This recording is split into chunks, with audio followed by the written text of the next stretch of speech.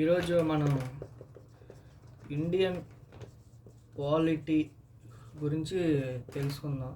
Indian polity అంటే ఒక రకంగా మనం ఇండియన్ కాన్స్టిట్యూషన్ అని చెప్పుకోవచ్చు. కాన్స్టిట్యూషన్ అని కూడా చెప్పుకోవచ్చు. ఇండియన్ కాన్స్టిట్యూషన్ అంటే భారత రాజ్యాంగం అని చెప్పుకోవచ్చు. మెయిన్ 1947లో మనకి ఇండిపెండెన్స్ వచ్చింది. ఈ 1947 బిఫోర్ అండ్ ఆఫ్టర్ మనం తెలుసుకోవాలి. Main 1947 we got independence. దీనికి ముందేమైంది, దీని తర్వాత ఏమైంది అని తెలుసుకోవాలంటే ఫస్ట్ దీనికి ముందు బిఫోర్ బ్రిటిషర్స్ రూల్ చేశారండి. బ్రిటిషర్స్ రూల్ చేశారు దేన్ని, మన కంట్రీని, ఇండియాని బ్రిటిషర్స్ 1947కు ముందు రూల్ చేశారు. సో 1947లో బ్రిటిషర్స్ రూల్ చేసే టైంలో మనకి 1934లో అనమాట, 1947కి కొంచెం బిఫోర్ వచ్చేసాం. 1934లో ఎంఎన్ రాయ్ అనే ఒక వ్యక్తి ఆస్క్ అబౌట్ కాన్స్టిట్యూషన్ అసెంబ్లీ కావాలని చెప్పేసి అడిగాడండి. కాన్స్టిట్యూషన్ అసెంబ్లీ కావాలి, ఎందుకంటే మనకి ఇండియాలో మన భారత రాజ్యాంగం నిర్మించాలంటే దానికి ఒక కాన్స్టిట్యూషన్ అసెంబ్లీ అనేది కావాలి. రాజ్యాంగ సభ అనేది ఖచ్చితంగా అవసరం. ఎందుకంటే ఇప్పుడు మనం ఒక చుట్టాల్లో ఏమన్నా మీటింగ్ పెట్టాలన్నా, ఫ్రెండ్స్లో ఏమన్నా మీటింగ్ పెట్టాలన్నా ఖచ్చితంగా ఫ్రెండ్స్కి అయితే వాళ్ళకి ఒక అడ్డా ఉంటుంది అనమాట. ఇంట్లో చుట్టాలకైతే వాళ్ళకి ఒక ప్రైవేట్ స్పేస్ ఉంటుంది. ఎక్కడికన్నా చుట్టాలు ఫంక్షన్కి వెళ్ళినా దాన్ని ఫంక్షన్ హాల్ అంటారు దాన్ని. ఇలాగే రాజ్యాంగంలో కనుక మనకి ఒక కాన్స్టిట్యూషన్ అంటే రాజ్యాంగం నిర్మించడానికి రాజ్యాంగ సభ అనేది ఖచ్చితంగా అవసరం, మాకు కావాలి, రాజ్యాంగం అనేది నిర్మించుకోవడానికి రాజ్యాంగ సభ కావాలని చెప్పి ఫస్ట్ ఎంఎన్ రాయ్ అనే ఒక వ్యక్తి అడగటం జరిగింది 1934లో. అలా అడిగేసి వెళ్ళిపోతానమాట. ఈయన విదేశాలు తిరుగుతూ ఉంటాడు, అమెరికా, మళ్ళీ ఫ్రాన్స్, అట్లా ఇటలీ, అట్లాగా. 1935లో అనమాట, 1935లో ఐఎన్సి అంటే ఇండియన్ నేషనల్ కాంగ్రెస్. ఐఎన్సి అంటే ఇండియన్ నేషనల్ కాంగ్రెస్ వాళ్ళు డిమాండ్ చేశారు ఎవరిని, బ్రిటిషర్స్ని డిమాండ్ చేశారు, మాకు కాన్స్టిట్యూటివ్ అసెంబ్లీ కావాలి అని చెప్పేసి 1935లో. తర్వాత 1938లో ఏం జరిగిందంటే నెహ్రూ వస్తాడనమాట. నెహ్రూ వచ్చి మాకు బ్రిటిషర్స్ ఎవరి వల్ల హెల్ప్ అక్కర్లేదు అని జనాలందరూ చెప్తాడు. Britishers without any help of Britishers of CA అంటే కాన్స్టిట్యూట్ అసెంబ్లీ. 1938లో బ్రిటిషర్స్ వల్ల ఏ హెల్ప్ అక్కర్లేదు ఈ యొక్క రాజ్యాంగ సభ నిర్మించుకోవడానికి అని చెప్పి నెహ్రూ వచ్చి చెప్తానమాట. దాని తర్వాత 1938 నుంచి 1939 వరకు ఈ మధ్యలో సెకండ్ వరల్డ్ వార్ అనేది జరిగింది. ఈ సెకండ్ వరల్డ్ వార్ జరిగే టైంలో బ్రిటిషర్స్కి రెండో ప్రపంచ యుద్ధం జరిగే టైంలో ఈ బ్రిటిషర్స్కి ఏం అవసరం అంటే ఇండియాతో ఒక హెల్ప్ అవసరం. ఎందుకంటే అన్ని దేశాలకు మధ్యలో ఫైట్ జరిగేటప్పుడు మన ఇండియా యొక్క హెల్ప్ అనేది బ్రిటిషర్స్ అడిగారనమాట. మాకు సెకండ్ వరల్డ్ వార్లో హెల్ప్ చేయండి అని చెప్పేసి ఇండియాని అడిగితే మరి ఇండియా ఊరికే ఉండదుగా, మాకు కొన్ని డిమాండ్స్ ఉన్నాయి, మీకు హెల్ప్ చేయాలంటే మాకు కొన్ని డిమాండ్స్ ఉన్నాయి. ఏంటి ఆ డిమాండ్స్? ఒకటి, మాకు ఇండియన్ కాన్స్టిట్యూషన్ రాజ్యాంగం కావాలి, భారత రాజ్యాంగం. రెండోది కాన్స్టిట్యూటివ్ అసెంబ్లీ, దానికోసం ఒకటి క్రియేట్ చేయాలి అని చెప్పి ఈ రెండు చెప్తారనమాట. ఈ రెండు చెప్తే దానికి బ్రిటిషర్స్ యాక్సెప్ట్ చేయరనమాట. ఈ 1947లో మనకి స్వాతంత్రం వచ్చింది, ఇండిపెండెన్స్ వచ్చిందనమాట. ఈ ఇండిపెండెన్స్ రావడానికి కారణం ఈ సెకండ్ వరల్డ్ వార్ అనేది చెప్పుకోవచ్చు. ఎందుకంటే ఈ సెకండ్ వరల్డ్ వార్ అనేది జరగకపోతే మనకి స్వాతంత్రం కొంచెం లేట్ అయ్యేది. ఈ 1947లో అయితే ఖచ్చితంగా వచ్చేది కాదు అని చెప్పుకోవచ్చు ఇక్కడ మనం. ఈ సెకండ్ వరల్డ్ వార్ జరిగింది కాబట్టే 1947లో. ఎందుకంటే సెకండ్ వరల్డ్ వార్ జరిగే టైంలో బ్రిటిషర్స్ ఏం చేస్తున్నారంటే బిజీగా ఉన్నారు బాగా. వేరే దేశాల వాళ్ళతో, వేరే కంట్రీస్ వాళ్ళతో బాగా బిజీ అయిపోయారు. ఈ ఇండియన్స్ ఉన్నారుగా, మనం ఏం చేస్తున్నామంటే salt satyagraha, quit India moment అని చెప్పేసి మన స్వాతంత్రం కోసం మనం పోరాడుతున్నాం. వీళ్ళు ఎందుకంటే మన మీద ఎక్కువ కాన్సన్ట్రేషన్ సెకండ్ వరల్డ్ వార్ మీద డైవర్ట్ చేశారనమాట. సో మనకి కొంచెం ఈజీ అయిపోయింది పోరాడటానికి. 1947లో మనకి స్వాతంత్రం ఖచ్చితంగా కొంచెం తొందరగా వచ్చిందని చెప్పుకోవచ్చు. సో ఇప్పుడు ఏమడిగారంటే కొంచెం సపోర్ట్ చేయండి మీరు అని చెప్పేసి అడిగితే మన వాళ్ళు ఏమన్నారు, మన కాన్స్టిట్యూషన్ అసెంబ్లీ కావాలి అన్నారు ఇండియన్ నేషనల్ కాంగ్రెస్ తరఫు నుంచి. దాని తర్వాత 1940లో యాక్సెప్ట్ చేయటం జరిగింది. 1940లో ఇండియన్ చాలా పెట్టారు. కొన్ని ఆగస్ట్ ఆఫర్ అనేది బ్రిటిష్ వాళ్ళు పెట్టారు. ఆగస్ట్ ఆఫర్ అని చెప్పి ఒకటి పెడితే మన ఇండియా వాళ్ళు దాన్ని యాక్సెప్ట్ చేయరా, అంటే డిసప్పాయింట్ అయ్యారు. మళ్ళీ దాన్ని సాటిస్ఫై చేయలేకపోయారు బ్రిటిష్ వాళ్ళు. మళ్ళీ క్రిప్స్ మిషన్ అని చెప్పేసి ఒకటి పెట్టారనమాట. క్రిప్స్ మిషన్ అని చెప్పేసి దానికి సాటిస్ఫై అవ్వాలి. దాని తర్వాత మీరు ముందు ఇది ఎప్పుడు పెట్టారు, 1942లో పెట్టారు, అదేమో 1940లో పెట్టారు. ఈ రెండింటికి సాటిస్ఫై అవ్వాలి. దానికి లాస్ట్కి ఫస్ట్ దానికే సాటిస్ఫై అవ్వాల్సి వచ్చింది. ఎందుకంటే మళ్ళీ ఆగస్ట్ ఆఫర్లో మీకు స్వాతంత్రం అనేది వచ్చింది అని చెప్పేసి దానికి ఒక మిషన్ పెడతారనమాట. ఫస్ట్ మీరు హెల్ప్ చేయండి, దాని తర్వాత మీకు జరిగే దాని గురించి మేము ఆలోచిస్తామని చెప్పేసి బ్రిటిషర్స్ గట్టిగా చెప్తారనమాట. చెప్పగానే దాని తర్వాత ఈ CA constitution assembly created November 1946. ఇది స్కీమ్ ఒకటి పెట్టారండి బ్రిటిష్ వాళ్ళు, క్యాబినెట్ మిషన్ ప్లాన్ అని. ఈ క్యాబినెట్ మిషన్ ప్లాన్ అనేది ఒకటి పెట్టారు. ఈ క్యాబినెట్ మిషన్ ప్లాన్లో క్యాబినెట్ మిషన్ ప్లాన్ అనేది పెట్టారు. అది బాగా సక్సెస్ అయిందని చెప్పుకోవచ్చు. క్యాబినెట్ మిషన్ ప్లాన్ అంటే ఇప్పుడు కాన్స్టిట్యూషన్ అసెంబ్లీలో మొత్తం ఎంతమంది మెంబర్స్ అంటే 389 మెంబర్స్, 389 మెంబర్స్ అంటే మొత్తం కలిపి.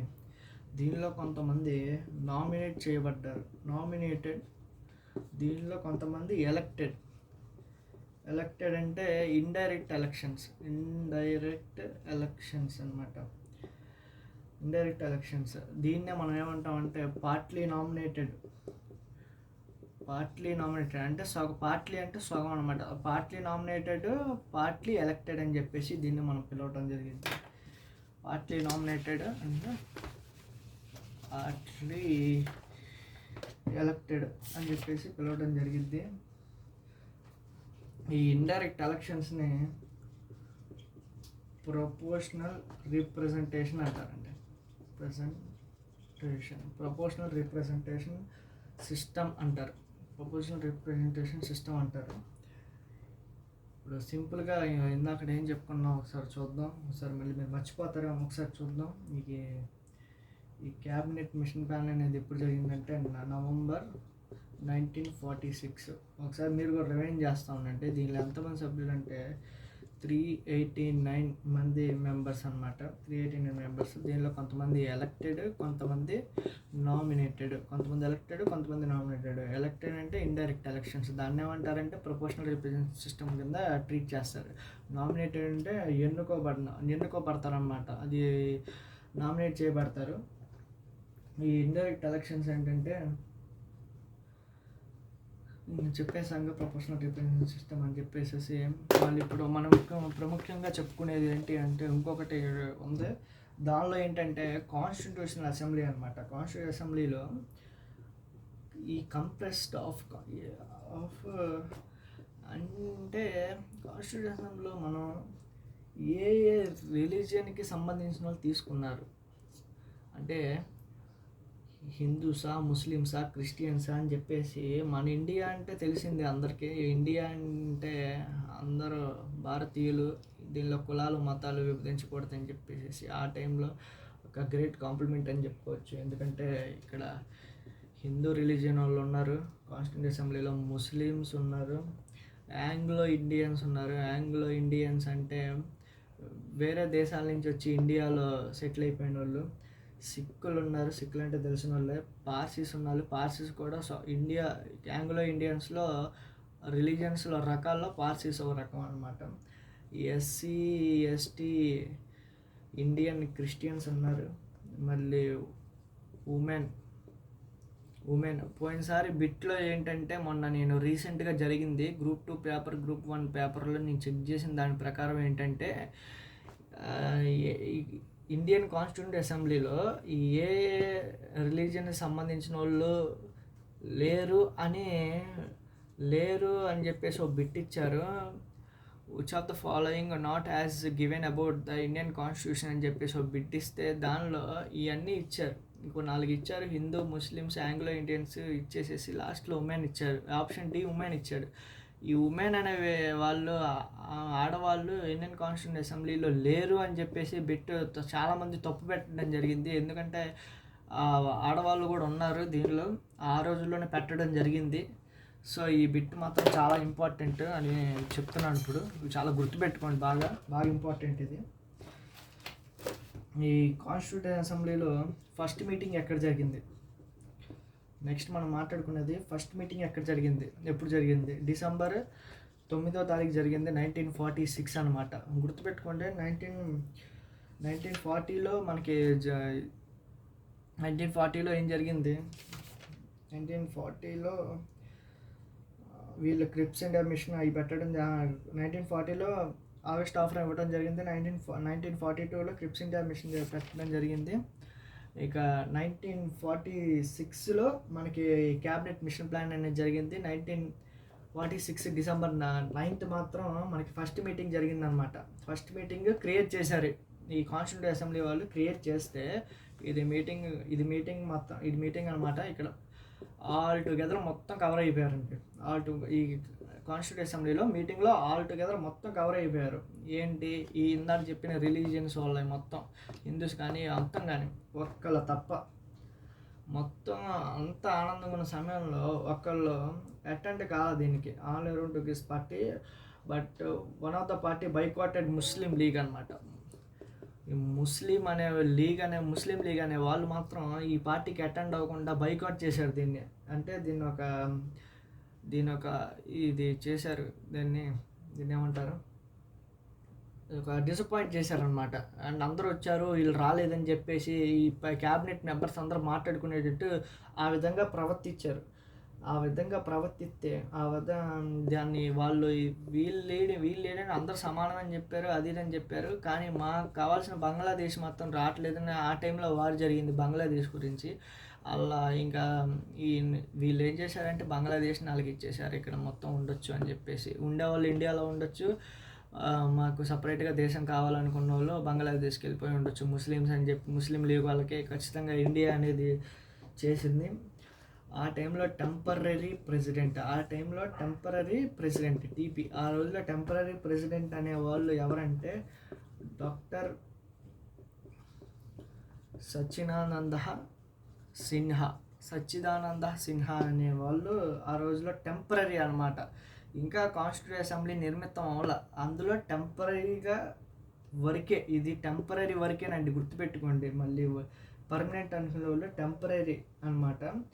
ఈ టెంపరరీ 3 days వర్క్ చేశారనమాట. ఈయన టెంపరరీ. పర్మనెంట్ ప్రెసిడెంట్ ఎవరని అడిగితే పర్మనెంట్ అనమాట, permanent president PP, permanent president. ఈయన December 13, 1946లో జరిగింది ఇది పెట్టడం. ఈయన ఎవరంటే డాక్టర్ రాజేంద్ర ప్రసాద్. ఇది అందరికీ మీకు ఐడియానే ఉంటుంది. డాక్టర్ రాజేంద్ర ప్రసాద్, సర్దార్ వల్లభాయ్ పటేల్ వీళ్ళందరూ ఇప్పుడు వస్తారండి, నెహ్రూ గారు వీళ్ళందరూ. డాక్టర్ రాజేంద్ర ప్రసాద్ మీకు ఐడియానే ఉంటుంది. డాక్టర్ రాజేంద్ర ప్రసాద్కి ఈయన ప్రెసిడెంట్ అయితే ఈయన వైస్ ప్రెసిడెంట్స్ ఎవరంటే ఇద్దరు వైస్ ప్రెసిడెంట్స్ ఉంటారు. ఒకళ్ళు హెచ్సి ముఖర్జీ, రెండో వాళ్ళు కృష్ణమాచారి.